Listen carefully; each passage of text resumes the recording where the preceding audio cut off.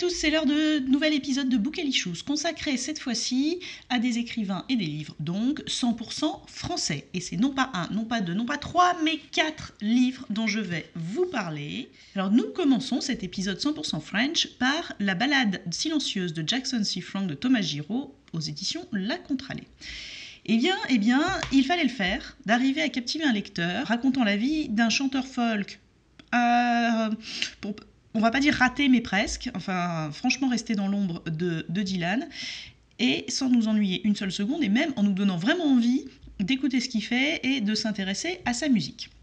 Bon, je vais être honnête, en général je n'aime pas trop les biographies, pour 1 milliard de raisons pas forcément très intéressantes à développer maintenant, mais je ne suis pas une fan de biographie.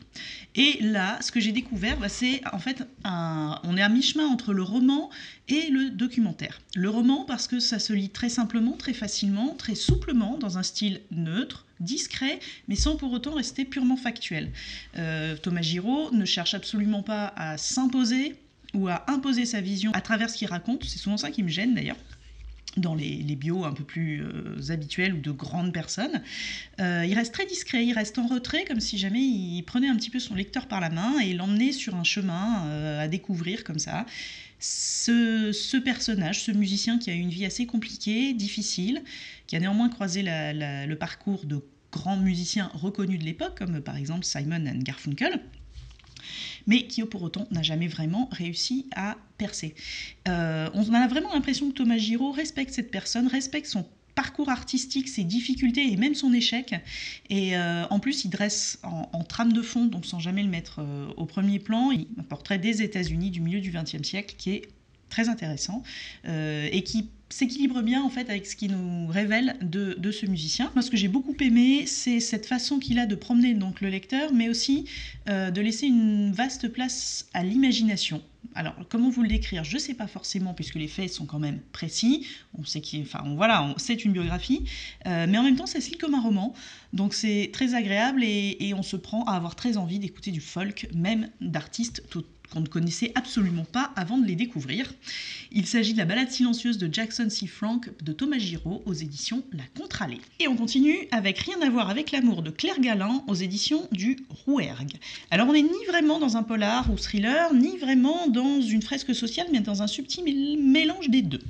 Sandra, qui officie en tant que vestiaire dans une boîte de nuit du sud de la France, raconte sa vie avec de nombreux flashbacks, puisque son équilibre de vie, elle est l'amante du gérant, enfin elle entretient une relation un petit peu étrange avec le gérant de cette boîte de nuit, et qui soudain ressurgit son ex-mari, qu'apparemment ni l'un ni l'autre ne tiennent spécialement à revoir, et on va découvrir pourquoi. Il se trouve que sur ces quelques jours que décrit Sandra, c'est donc mi-juillet, on approche de l'anniversaire de la mort de sa fille, mort accidentelle, puisque sa fille est tombée dans une piscine à un moment où elle était absente le soir du 14 juillet. Et voilà ce que je peux vous dire. Évidemment, ce sera sur les dernières pages qu'on verra un petit peu le pourquoi du comment et qu'on en ressortira relativement secoué, puisque l'auteur parvient en fait à nous plonger, vraiment, on est vraiment captivé comme dans un bon vieux thriller, alors qu'au final il n'y a pas de tueur en série ni qu'il ne se passe pas de meurtre affreux, mais plutôt on a un flashback, un déroulé en flashback en fait, où le présent nous ramène une bonne 14 ans en arrière, quand sa petite fille est morte et qu'apparemment son mari est parti. On va savoir pourquoi, comment. Et on va découvrir des personnages qui sont ni ce qu'on pensait, ni ce qu'ils ont l'air d'être. C'est-à-dire des personnages en clair-obscur, sans aucune démagogie de la part de l'auteur, qui reste toujours en retrait et parvient à dessiner des personnages vraiment à la fois à la serpe et à la fois ni bons ni mauvais, avec des raisons très humaines. On se découvre en fait qu'on est en face d'êtres humains confrontés à des paradoxes, et à des faiblesses, et éventuellement à une certaine monstruosité qui n'est pas toujours là où on le croit.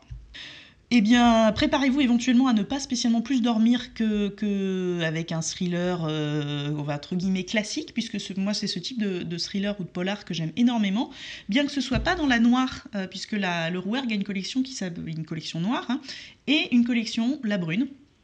Moi j'apprécie particulièrement pour ce type de récit, ce type de personnalité, et en fait qui sont tout aussi horrible et éprouvant, mais en même temps terriblement captivant, puisqu'il montre que l'être humain n'est pas aussi simple que ce qu'on pourrait penser.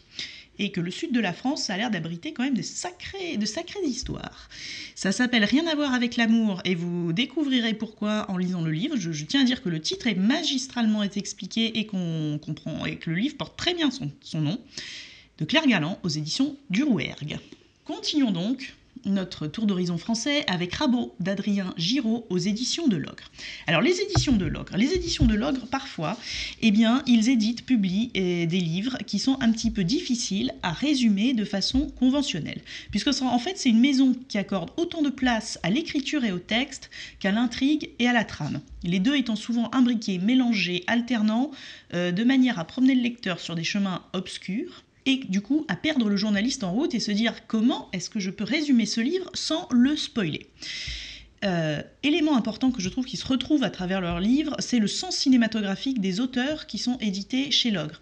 Par exemple, ce livre, Rabot, qui est une espèce pour moi de thriller rural qui m'a fait penser à Shyamalan, Night Shyamalan, pour l'ambiance et l'étrangeté qui plane sur un village qu'a fui un homme au passé trouble et dans lequel il revient. Il est question de mystérieuses pratiques, de mystérieuses chasses, de mystérieuses disparitions. On est un petit peu dans une sorte de retenue stylistique, on n'est jamais vraiment sûr de comprendre ce qu'on lit, et là l'imaginaire prend le pas et évidemment se met un petit peu à imbriquer ce qu'il lit, ce qu'il devine et ses propres images pour créer en final une fresque qui peut ressembler à un tableau de Jérôme Bosch.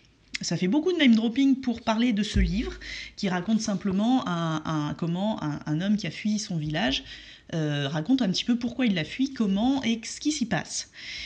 Eh bien, apparemment, l'auteur, lui, s'amuse énormément à balader son lecteur. Son personnage, lui, a l'air d'être un petit peu plus secoué et fragile nerveusement et psychologiquement. Je n'en dirai pas plus parce qu'en fait, on est dans un genre de thriller esthétique. Peut-être inventer un mot pour un style très propre à l'Ogre, qui est cette espèce de particularité, de style extrêmement puissant, extrêmement porteur de souffle, et en même temps une trame qui se révèle au fur et à mesure qu'on lit. C'est ce que je peux dire de Rabot, d'Adrien Giraud, et c'est aux éditions de l'Ogre, dont je ne peux que vous recommander le catalogue. Et nous terminons cet épisode spécial français avec L'été circulaire de Marion Brunet aux éditions Albin Michel. On repart dans le sud de la France, mais cette fois-ci pas pour un thriller, c'est plutôt pour un roman d'apprentissage, un roman sur l'adolescence, roman social. Puisque on va suivre le parcours de deux adolescentes dans une famille plutôt de classe moyenne. L'une tombe enceinte et refuse de révéler l'identité du père, tandis que l'autre découvre, elle est un petit peu plus jeune, découvre que l'on peut choisir sa vie et qu'on n'est pas obligé de courber les chines et de faire toujours ce qu'on nous dit de faire. On les suit le temps d'un été très français, entre drames familiaux, drames amoureux, apprentissage, déconvenus, amitié, vacances, toute une espèce de contexte familier estival qui va devenir assez dramatique compte tenu quand même du fait que les parents et l'entourage apprécient modérément qu'il y ait une de leurs filles qui soit enceinte alors qu'elle n'est pas majeure. Le style est extrêmement précis, vif, presque documentaire et en même temps très proche de ce que peuvent ressentir deux adolescentes. La façon dont elles découvrent le monde et ses enjeux, l'auteur reste toujours en retrait, mais en même temps rentre un petit peu dans l'univers quand c'est nécessaire et déploie un style qui a un mélange de documentaire et de poésie que moi m'a beaucoup plu et que j'ai trouvé très efficace et très prenant. Elle analyse les comportements et les non-dits avec une justesse étonnante et parfois perturbante, puisqu'on a vraiment l'impression de se retrouver projeté à cet âge-là.